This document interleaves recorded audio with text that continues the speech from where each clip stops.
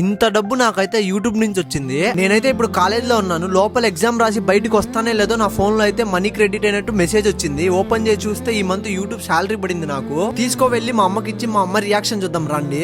ఇంత డబ్బు నాకైతే యూట్యూబ్ నుంచి వచ్చింది. ఒక్కసారి మా అమ్మ రియాక్షన్ చూద్దాము. ఎప్పుడు పనికిరాను అని తిడతానింది. ఈ మంత్ నాకు శాలరీ వచ్చేసి యూట్యూబ్ నుంచి ఓన్లీ షార్ట్స్ ఇన్కమ్ మాత్రం నాకు వచ్చేసి దగ్గర 18,000 చిల్లర వచ్చింది. కాలేజీలో ఉన్నప్పుడు డైరెక్ట్ అకౌంట్లో పడింది. అమ్మ రియాక్షన్ చూద్దాం.